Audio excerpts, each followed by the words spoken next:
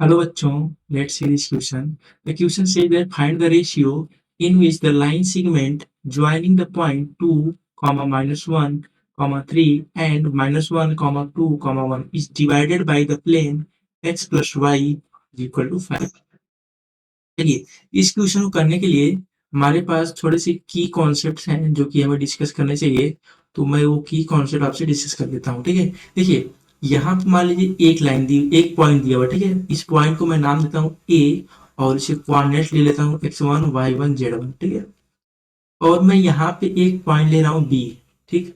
इसको मैं पॉइंट दे रहा हूँ x2 y2 z2 और इनको मैंने ऐसे ज्वाइन करा दिया। अब देखिए, ये बोल रहे हैं कि बीच में कोई एक प्लेन आ गया, ठीक है।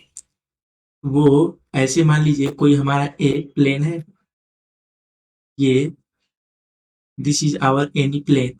ये कोई भी प्लेन हो सकता है जो कि इस लाइन को क्या कर रहा है, डिवाइड कर रहा है, ठीक है। तो हमसे पूछा है किस रेशियो में डिवाइड करेगा। तो इस तरीके की प्रॉब्लम प्रोसीड करने के लिए हम क्या करते हैं, यहाँ पे मान लेंगे k:1 के रेशियो में डिवाइड कर रहे हैं, ठीक है। और जो यहाँ पे कोई प्लेन पे पॉइंट होगा जो कि इस लाइन जो लाइन ज्वाइन कर रही है, ये इस पे इसको काट रहा है, ये कट कर रहा है, ठीक है। तो इसको डिवाइड कर रहा है, तो ये जो पॉइंट है वो तो प्लेन पे ही लाई करेगा, ये वाला पॉइंट। ये इस पॉइंट को मैं अगर नाम दे दूं क्यू, ठीक है। तो ये इसको इस प्लेन पे लाई करेगा, ठीक है। तो अगर इस प्लेन का इस क्यू पॉइंट का हमें कोऑर्डिनेट्स फाइंड करना है तो मैं इसको लिख रहा हूँ x3 y3 z3, ठीक है। हमें ये फाइंड करना है, तो हम कैसे फाइंड करेंगे, देखिए। यहाँ पे हमारे पास होता है, अगर x3 को मैं लिखूं और तो ये होता है हमारे पास, ऐसे लिख रहा हूँ x1 x3 y3 z3 और इन तीनों को मैं ऐसे एक साथ लिखता हूँ। देखिए क्या होगा, यहाँ k times of, okay, k times of x2, okay, k x2 plus 1 times of x1 upon k plus 1। Similarly k times of y2 plus x2 upon k plus 1। और यहाँ क्या हो जाएगा, k times of that is z, यहाँ पे x2 हमने लिख दिया, यस। तो ये हमारी फॉल्ट है, यहाँ पे हम y2 लिखेंगे, ठीक। यहाँ हमारे पास that is not y2 y1, यहाँ क्या आ जाएगा k times of z2 plus z1 upon k plus 1, ठीक है। ये हमें मिला। अब अगर हमसे मान लीजिए सारे कोऑर्डिनेट्स दिए हुए हैं और ये हमें k फाइंड करना है, तो देखिए ये जो पॉइंट मिले हैं ना हमें, ये पॉइंट, ये तो प्लेन पे लाई कर रहा है। अगर प्लेन की इक्वेशन हमें दी जाएगी तो हम इसको सेटिस्फाई करा सकते हैं, ये पॉइंट, क्यों, क्योंकि ये प्लेन पे ही लाई कर रहा है। चलिए, अब मैं ओरिजिनल प्रॉब्लम को देखता हूँ। ओरिजिनल प्रॉब्लम में हमें क्या कहा है, ये पॉइंट दिया हुआ है, ए पॉइंट समथिंग दिस, और बी पॉइंट दिया हुआ है, यहाँ देखिए समथिंग दिस, ठीक है। और ये प्लेन जो है, इसकी इक्वेशन दी हुई है, ये बोल रहा है कि इसको डिवाइड कर रहा है, वो रेशियो हमें बताना है, k:1 वाला रेशियो।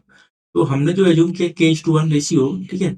तो ये हमने सही किया है, k:1 हमने एज्यूम कर लिया। आप यहाँ 1 की जगह हमने जब जनरलाइज किया था k2 भी कर सकते थे, इसको k1 k2 करके, तो यहाँ k2 आ जाता, उसमें कोई प्रॉब्लम नहीं है। तो जब हम अपनी सिंप्लिसिटी के लिए यहाँ, जिससे हमारा वेरिएबल एक ही रहे, तो यहाँ हम क्या, एक को एज्यूम करेंगे k1, एक को एज्यूम करेंगे 1, ठीक है।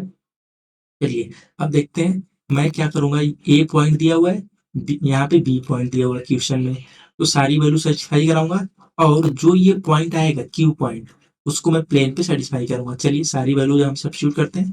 तो देखिए, जो हमारे पास क्यू पॉइंट आ रहा है वो क्या क्या आ गया, हम वैल्यू सेटिस्फाई कराते हैं।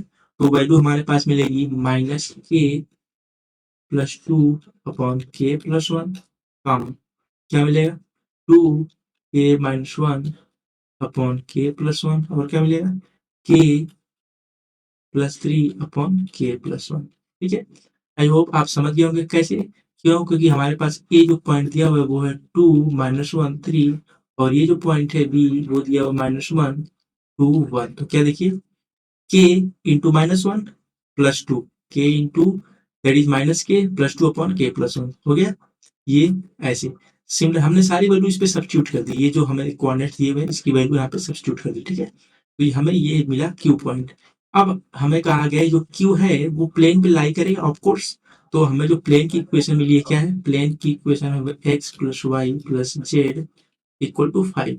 नाउ अब आप सब्स्टिट्यूट करेंगे, x सीधे क्या रखेंगे, -k+2 अपॉन k+1 प्लस यहाँ क्या देखा 2k minus 1 upon k plus 1 plus यहाँ क्या है k plus 3 upon k plus 1 is equal to 5। तो हमें मिलेगा minus k plus 2 plus 2k minus 1 plus k plus 3 is equal to 5k plus 5। देखिए क्या क्या मिलेगा हमें, एक के से एक के कैंसिल हो जाएगा, इधर बचा 2k और क्या मिला ये 2 और ये 3 5 minus 1 plus 4 is equal to 5k plus 5। तो मैं यहाँ क्या करूँगा 4 माइनस 5 इज इक्वल टू यहाँ 3k। आपको दिखेगा यहाँ से k की वैल्यू -1/3 आई, ठीक है। तो -1/3 आ रही, इसका मतलब क्या होगा, जब भी ये रेशियो निगेटिव आए तो क्या हम बोलते हैं that point that plane is dividing that line joining A and B externally, ठीक है, एक्सटर्नली डिवाइड कर रहा है। और अगर ये पॉजिटिव आता तो किससे डिवाइड करता है, इंटरनली। तो यहाँ पे अगर हमारा जो रेशियो था हमने जो एज्यूम किया था वो k:1 था, तो 1/3:1। तो अगर यहाँ से मैं रेशियो बोलूँ वो क्या आएगा, हमने किस उसमें डिवाइड किया था उस, तो हमारे पास यहाँ से देखिए 3:1 रेशियो है, k:1 रेशियो यहाँ देखिए, ओके, k:1। और नेगेटिव साइन यही रिप्रेजेंट करता है कि that is being plane is dividing that points A and B externally, ठीक है, एक्सटर्नली डिवाइड कर रहा है। तो माइनस का ये मतलब होता है। तो यहाँ से हमें मिलेगा, यहाँ से देखिए ये हमें मिला, तो मैं यहाँ अगर ऐसे करूँ तो ये हमें मिलेगा 1:3 रेशियो, ठीक है। तो विच मीन्स अगर हम इसको बोलें तो अगर मैं k की वैल्यू 1/3 वहां पे सब्स्टिट्यूट करूं तो हमें वो कोऑर्डिनेट्स भी मिल सकता है, ठीक है। तो हमसे क्या पूछा गया, रेशियो, ओनली रेशियो पूछा गया। तो यहाँ पे हमारा रेशियो जो आ रहा है वो 1:3 आ रहा है। सो और final answer is 1:3। So I hope you understood well. Best of luck.